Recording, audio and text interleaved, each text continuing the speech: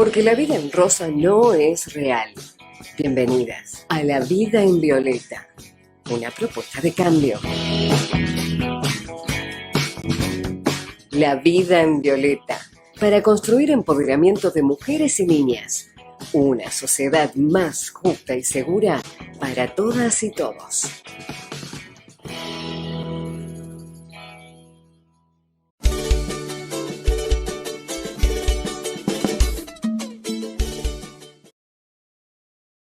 Hola, muy buenas tardes, bienvenidas y como digo siempre, ¿por qué no? Bienvenidos también a una nueva emisión de La Vida en Violeta, la segunda de esta sexta temporada. Y ahora sí, estamos con nuestro invitado especial, Álvar Mora Pereira, quien tiene tres facetas muy interesantes. Es licenciado en psicología, como dije, docente de esa carrera en la Universidad de Belgrano. Su tesis de licenciatura está disponible en el depositorio de la Universidad de Belgrano, claro, y la ha escrito sobre efectos de la musicoterapia en adolescentes con ansiedad. Y es maestrando en psicoanálisis en la Asociación Escuela Argentina de Psicoterapia en conjunto con la Universidad Nacional de La Matanza. El segundo aspecto de Álvar, en la segunda línea de trabajo, es la escritura. Es autor de libros y artículos, y entre ellos sobresale el libro trilingüe, en francés, inglés y castellano, 1000 voces, que tiene 42 relatos de resiliencia en adolescentes, otra vez, víctimas de abuso. Y el tercer aspecto de su carrera profesional es que es capacitador sobre gestión de estrés en distintos ámbitos para personal sanitario, para mujeres sobrevivientes de violencia, para veteranos. Ya ha realizado capacitaciones en el Hospital Argerich, que es uno de los hospitales más importantes de la ciudad de Buenos Aires, bueno, del país, para la ONG de Madres Protectoras Vidas Resilientes. Vamos a tratar de convencerlo que nos dé un segmento de autocuidado y de gestión de estrés para mujeres para la vida en violeta. Vamos a ver qué nos dice después de esta emisión. Y comenzamos con las preguntas, Álvar. ¿Qué es un hombre feminista en tu opinión? En mi opinión, un hombre feminista es el hombre que acompaña y apoya a las mujeres. Ahora bien, ¿qué quiero decir con eso? Hay una frase que en sí es verdadera, pero me gusta darle una vuelta de tuerca. Hay una frase que dice que hay que darle voz a las mujeres. Ahora bien, estoy de acuerdo, pero le daría una vuelta de tuerca. No es que hay que darle voz a las mujeres porque las mujeres ya tienen voces. Lo que hay que hacer es justamente generar un espacio, permitirles verbalizar esas voces. Ahora bien, ¿cómo se puede hacer eso? Justamente en diferentes ámbitos, dentro de lo que sería lo académico, dentro de lo que sería lo empresarial, dentro de lo que sería las ciencias, por ejemplo, sería permitir justamente el crecimiento académico de carrera a las mujeres. Sería justamente, como docente, por ejemplo, hacer un equilibrio entre las opiniones y aportes de las mujeres, de las alumnas, como de los varones. Poder justamente generar un espacio para que esas voces sean escuchadas. Entonces, el hombre feminista es el que acompaña, el que apoya y el que ayuda a las mujeres a verbalizar. Justamente el otro día había visto una estadística que me pareció espeluznante, que decía, ¿cuánto tiempo le tomaría a una mujer llegar a la misma cantidad de salario que un hombre llega en un año? y se dice, tiene que estar 1 año y 3 meses para tener la equivalencia de lo que sería el sueldo de 1 año para un hombre. Entonces, como hombres, sería justamente apoyar y verbalizar estas injusticias para poder justamente que la voz de la mujer sea aún más escuchada y que tenga los espacios necesarios para poder ser tomada en consideración. Entonces, el hombre feminista, desde mi opinión, no es necesariamente el que constantemente sale a la calle o el que milita en un partido político, sino justamente estas acciones del día a día que van formando y que van cambiando la perspectiva a nivel micro, que terminando en algo macro. Ese acompañamiento, ese generar espacio para la mujer me parece de los actos más feministas que un hombre puede hacer. Y poder acompañar en la voz de la mujer, apoyar esa voz dentro de los diferentes ámbitos y dentro de las manifestaciones distintas que se pueden encontrar en estos ámbitos. Así que creo que esa es una definición desde mi opinión, por supuesto. Tal cual, tal cual. Yo creo que sí, porque bueno, hemos hablado de gestos de hombres de justicia, porque al final eso está en el fondo, ¿no? Aliados o antipatriarcales o, no sé, igualitarios. Al final las etiquetas quedan cortas y es como vos dices, es en el día a día donde se ve si una persona, hombre o mujer, y en el caso de los hombres que son más escasos, es por sus frutos los conoceréis, como dice la Biblia, ¿no? En los hechos del día a día, ¿no? Y Y un vos, poco, me gustaría una última cosa antes de pasar a la claro, pregunta. claro. Me gustaría retomar 2 ejemplos que vos diste. El caso de Marie Curie, justamente no fue una cuestión de activismo que hizo Pierre Curie, si no me equivoco, Exacto. sino justamente darle el espacio y verbalizar la importancia de su trabajo. Entonces, ese apoyo, que no es necesariamente hacer las cosas por ella o tomar una bandera, es un acto de feminismo profundo. Profundo, profundísimo. Otro caso del caso de Hipatia, que el padre le permitió y le dio el espacio y el apoyo para que estudiara, para que enseñara, para que quiera o no quiera casarse. Entonces, ese espacio es a través justamente del apoyo. Y son de los actos más feministas, especialmente en esa época en donde siempre el hombre era el que mandaba y se hacía de una u otra manera.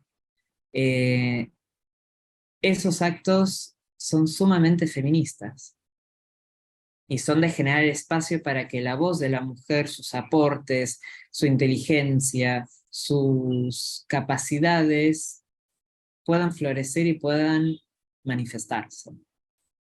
Claro que sí. Acordémonos, en el caso de Hipatia estamos hablando del siglo III después de Cristo, con lo cual estamos hablando de una época en que los padres eran dueños y señores de lo que pasaba en su casa, de los seres que vivían en su casa, así que por supuesto casar una hija, obligarla a casarse con alguien era algo de lo más normal. Lo anormal, lo que no era la norma, era justamente dejarle la libertad a Hipatia o a cualquier hija de casarse. Y la segunda pregunta es, ¿usted consideras feminista? Y si es así, ¿por qué? Personalmente, la verdad que sí. Y ahora voy a decir por qué. No desde el lado de una militancia política, es decir, un partido al cual adhiero o necesariamente ir a marchas, sino un poco lo que venía diciendo anteriormente, de poder hacer espacio para las mujeres, poder apoyar y apoyar la verbalización y concientización de ciertos temas. Por ejemplo, en el libro de 1000 voces que escribí acerca de resiliencia en adolescentes víctimas de violencia, está equitativamente distribuido entre casos de chicos y casos de chicas. Y justamente lo que buscaba era poder concientizar desde la perspectiva de un adolescente cuáles fueron y son las problemáticas que son particulares o van más asociado a la problemática con respecto a las mujeres y niñas y adolescentes, y poder justamente brindar un espacio para que estos casos sean leídos, sean con los que otras chicas se puedan identificar y saber que no están solas. Por una parte eso, por otra parte las capacitaciones que estoy haciendo con respecto a la gestión de estrés y regulación de estrés para mujeres en situación de violencia, sobrevivientes de violencia, es una manera de brindar herramientas y de brindar apoyo para las mujeres que viven o vivieron situaciones abusivas, poder generar un espacio para que puedan contar, para poder sentirse contenidas entre ellas, no solo conmigo, porque no hago una cuestión individual, sino justamente estas capacitaciones son en grupos, y poder que compartan sus experiencias con las otras, poder encontrar herramientas para ayudar en toda esta problemática. Como docente es permitir justamente las opiniones, las voces de las alumnas, a ser escuchadas, a ser respetadas. Entonces, si bien no soy un feminista militante como generalmente se espera de un partido político específico, de necesariamente la marcha, considero que mi feminismo o mi aportación al feminismo es justamente a través de el día a día, a través de apoyar desde lo económico, desde lo psicológico, desde lo educativo, quiero decir, no económico, desde lo educativo, psicológico, por parte de ahí. Tengo que decir que desde lo económico también, porque las capacitaciones que has hecho para mujeres han sido como voluntariado. Es decir, Sí. y yo quisiera hacer la aclaración de que al libro del que estamos hablando, el libro trilingüe, 1000 voces, ¿lo escribiste a los cuántos años? Lo escribí a los 16 años y lo publiqué a los 16 años también. Por eso justamente desde una perspectiva de adolescente. Qué maravilla, realmente es hablar al par, ¿no? Hablar al par desde la esperanza, ¿no? Claro. Exacto, que la verdad hermoso. También, permitime que te haga propaganda, también hay que decir que has tenido un gran acto de generosidad publicándolo, así que está disponible. A ver, contanos dónde se lo puede encontrar a este libro de 42 relatos de resiliencia en adolescentes víctimas de abuso. Sí, yo lo publiqué en ISU, que si buscan Álvaro Mora Pereira, 1000 voces ISU, lo pueden encontrar. Está en los 3 idiomas, con no solo relatos, sino también está dividido en diferentes partes. Una primera que es justamente una imagen a la cual hace alusión a la historia. Una segunda que es justamente el desarrollo de la historia que está escrita en primera persona. Después está una sección de cómo salió adelante ese adolescente. Y por último está la parte de los consejos si uno se encuentra en una situación parecida. Al final hay todo un index en el cual hay números de teléfonos dividido en los países hispanohablantes, francófonos y anglosajones, en los cuales justamente se brinda información y números de teléfonos, si uno está atravesando situación de violencia, cuestiones de suicidio, de depresión, apoyo psicológico. Entonces está todo en internet, se lo puede buscar en mi sitio web, alvarmorapereira.com, o directamente en ISU. Así que Excelente. sí. Mil gracias, está muy bien tenerlo en cuenta. Los adolescentes y las adolescentes y las madres, ¿no? Para las compañeras que nos están viendo en Facebook Live, que no les he mandado todavía ningún saludo, un gran saludo para las que nos verán en YouTube. Y seguimos con Álvar Mora Pereira en esta tarde de La Vida en Violeta. ¿Cómo puede un hombre ser feminista desde la psicología? Sí, es una pregunta muy interesante, porque los psicólogos no dejamos de ser humanos y ser personas, y estar atravesadas por el patriarcado y por la época en que vivimos. Entonces, justamente teniendo todo eso en cuenta, tener formación en género, en violencia de género, en la realidad que viven las mujeres, es sumamente importante para tener una práctica ética y profesional cuando atendemos a mujeres, ya sea con casos de violencia, con casos de abuso sexual, sin casos directamente de ese tipo. ¿Y por qué lo digo, una formación? Porque es sumamente importante no revictimizar a la víctima. A través de ciertas preguntas, a través de ciertas indagaciones, volver a revivirle cierto trauma. Entonces, poder tener una formación de cómo tratar con casos de violencia, de violaciones, de abuso sexual, tener formación de cómo hacer las preguntas, hasta cuándo indagar, el tipo de intervenciones que hacer, cómo acompañar a ese paciente, son sumamente importantes para poder acompañar de la mejor manera posible sin hacer daño. Eh, una, por ejemplo, una víctima de abuso sexual, muchas veces hay algunos psicólogos que hacen preguntas sumamente directas o con detalle, que tal vez la paciente no está lo suficientemente lista como para compartir ciertos detalles. Entonces, poder tener una escucha activa pero compasiva al mismo tiempo permite justamente acompañar a esa paciente a ahondar y llegar y compartir hasta donde quiera y pueda compartir, y guiar a esa paciente para justamente disminuir su angustia y trabajar con las heridas y el trauma que eso genera.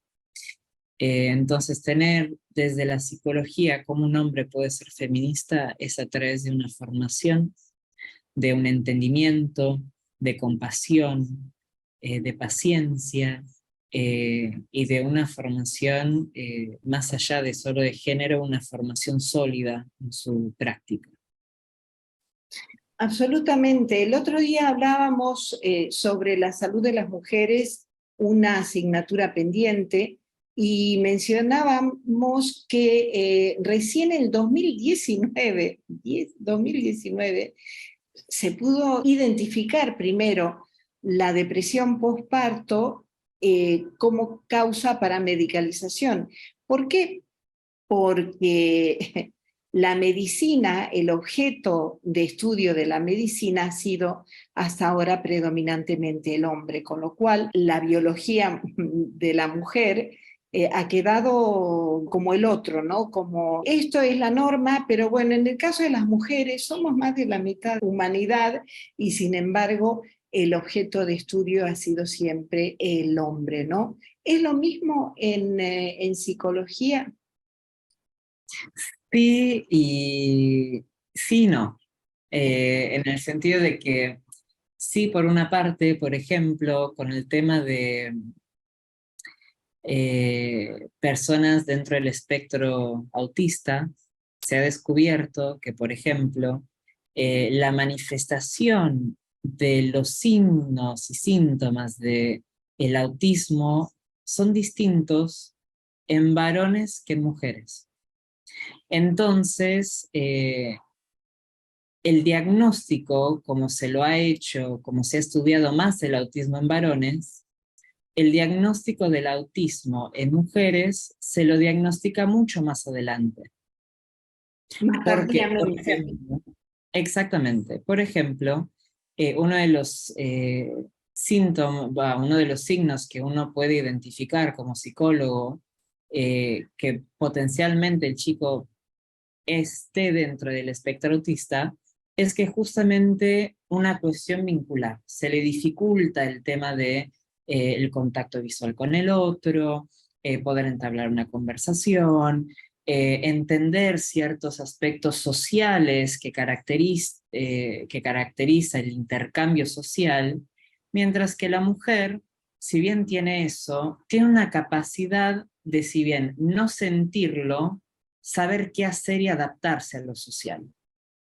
Entonces, al chico ven directamente que no se relaciona, entonces es mucho más fácil desde una temprana edad saber que entra dentro del espectro autista, que una chica que justamente no logra sentir que, por ejemplo, con una persona eh, hace un chiste o se enoja, no entender por qué, pero sabe cómo reaccionar. Si logra decodificar intelectualmente el rostro y sabe que si la persona está enojada, cómo calmar. O si está llorando, que hay que, por ejemplo, acariciar un poco a la persona. Pero no lo siente, no lo logra identificar. Es un esfuerzo. Y este fenómeno se llama masking. Entonces, en las chicas, este fenómeno ayuda justamente el intercambio social, pero no deja de traer un montón de problemáticas, estar mismo dentro del espectro autista. Entonces, el diagnóstico se lo hace mucho más adelante. Entonces, el acompañamiento que se le puede hacer y el tratamiento que se le puede dar a una chica autista es mucho más, se lo da en más tardía edad que a un chico eh, con autismo. Entonces ahí justamente hay una diferencia en el estudio de la psicología de lo que sería al varón como estudio y a la mujer. Ahora bien, yendo un poco más en profundidad, eh, ¿por qué digo que no? En el sentido de eh, cuando Freud empieza a hacer sus estudios, Perdón, empieza con... perdón, porque esa es una próxima pregunta que te voy a hacer. Ah, Justamente, solamente para redondear esta idea que vos estabas diciendo, hay que formarse en la psicología de la mujer. Yo pienso en las adicciones. uh-huh. Un hombre vive la adicción, por ejemplo, un alcoholismo, de manera totalmente diferente a una mujer. Un hombre lo hace en público, la mujer se reserva a lo privado porque hay todo un condicionamiento de género ahí. Entonces, el psicólogo, evidentemente, lo que vos has dicho, la formación es la clave, ¿no? Pero, mi última pregunta, como psicólogo, estos grandes teóricos de la psicología, son feministas? No sé, Lacan, con todo respeto, cuando dice que la mujer no existe, en fin, a las feministas nos hace un poco de ruido. Contanos un poco sobre eso, por favor. Yo, lamentablemente, no puedo decir si son o no feministas. Okay. Pero lo que sí puedo decir es que primero son hijos del patriarcado, como todos nosotros, están atravesados por un contexto y una cultura particular, pero sin embargo me parece sumamente interesante el quiebre que generó Freud, por ejemplo, con respecto a las mujeres, y en el buen sentido. ¿Por qué? Antes de Freud, a lo que se denominaba la histeria, era justamente que derivaba del útero. Es decir, una patología que se daba a través de tener un útero, de ser mujer. Entonces, que tenía que ver con nerviosismo, ataques de epilepsia, una locura, toda esta sintomatología que se presentaba aparentemente solo en mujeres, lo que hacía eran, en la época, los médicos, es una loca, hay que institucionalizarla. Lo que Freud hace, primero, romper con la idea de que la histeria es un fenómeno puramente femenino. Rompe con esa idea y dice que justamente la histeria, como estructura o como síntomas, se puede manifestar tanto en hombres como en mujeres. Hay un predominio por una cuestión cultural de problemáticas que se presentaban en las mujeres, que se den en las mujeres, que en los hombres. Pero sin embargo acá hace un quiebre, decir, la histeria no tiene que ver con el útero, sino tiene que ver con un padecimiento psíquico que se puede manifestar tanto en hombres como en mujeres. Ahora bien, Freud y Breuer y algunos otros fueron los primeros que escucharon las problemáticas de las mujeres y por qué se formaban estos síntomas. Tengamos en cuenta, volvamos al fines de 1800 y comienzos de 1900, en la época en que Freud empieza a escribir su teoría. Las pacientes venían con un montón de síntomas, especialmente síntomas conversivos, que sería cuando el dolor psíquico se manifiesta en un lugar del cuerpo. Parálisis faciales, parálisis en la pierna, dolores, dolores de cabeza, dolores en la pierna, parálisis de no poder moverse, parálisis de los brazos, bueno, etc. Empieza a escuchar el relato de estas pacientes y se da cuenta de una realidad, que es que cómo no van a tener este tipo de problemas cuando la única función que tenía la mujer era ser madre, no tenían una educación, sus deseos, sus proyectos, sus ambiciones se las tapaba, se las reprimía y justamente generaba toda esta patología.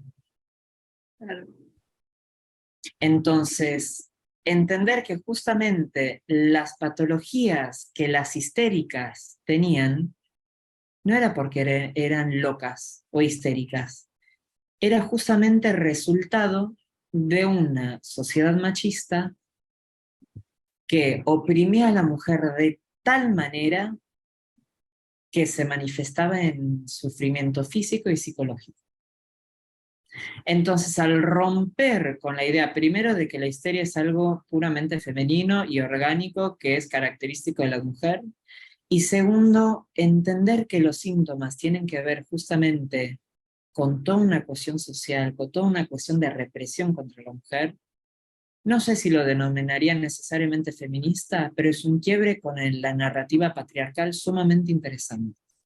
Ahora, con respecto a la frase que habías nombrado acerca de Lacan, que es bastante polémica, que dice, la mujer no existe, existen las mujeres de una en una. Ahora bien, generalmente se quedan con esa parte de la mujer no existe. Ahora bien, el énfasis no es en mujer, es en la. La mujer no existe. ¿Y a qué hace referencia esto? Al ideal de mujer. Existe una mujer ideal a la cual todas las mujeres tienen que llegar a eso. Al generalizar que existe el ideal de mujer, justamente dice, la mujer ideal, perfecta, de cómo tiene que ser la mujer, no existe.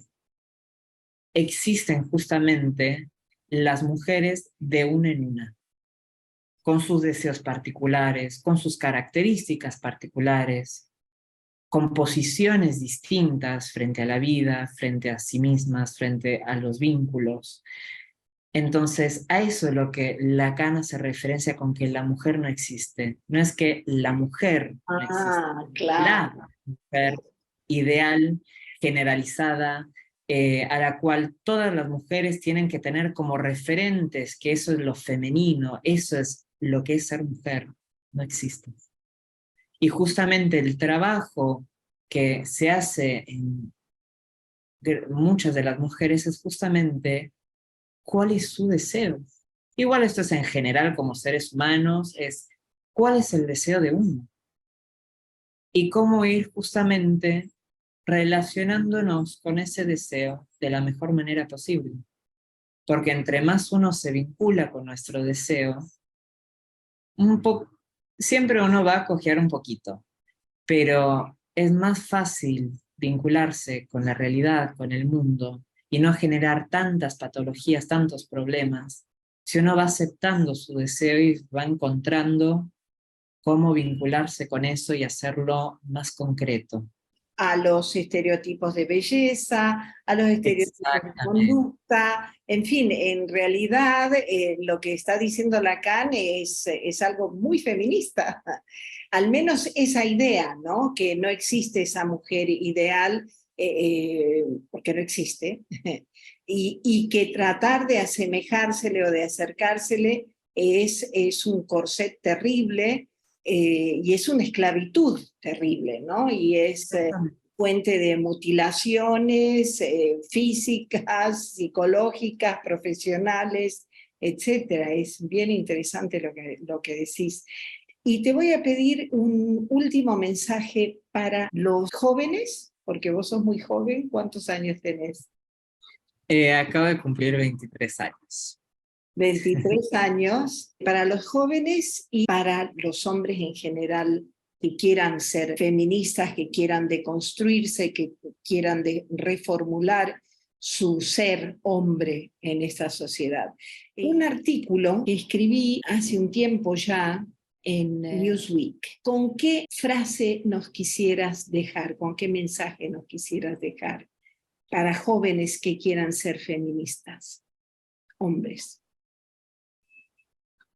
Un poco lo que dije antes, acompañen a las mujeres de su alrededor, apóyenlas, estén a su lado, permítanles y denles el espacio para que sus voces sean escuchadas, verbalizar también las injusticias que se ven y que vemos constantemente y apoyar. Se comienza paso a paso y que son pequeños actos que terminan teniendo un efecto dominó y un efecto mariposa, como dicen. Así que de lo micro a lo macro, y se comienza por algo. Se comienza por lo chico, que para uno puede ser algo chico, pero para esa persona muchas veces el dar espacio y el apoyar puede significar el mundo. Excelente, excelente. Mil gracias. Álvaro Mora Pereira, licenciado en psicología, docente universitario, maestrando en psicoanálisis, escritor y capacitador sobre gestión de estrés para distintos colectivos. Mil gracias por haber estado en La Vida en Violeta. No, muchísimas gracias por la invitación y por dejarme hablar de este tema y por todo. Realmente el trabajo que estás haciendo es admirable. Mil gracias.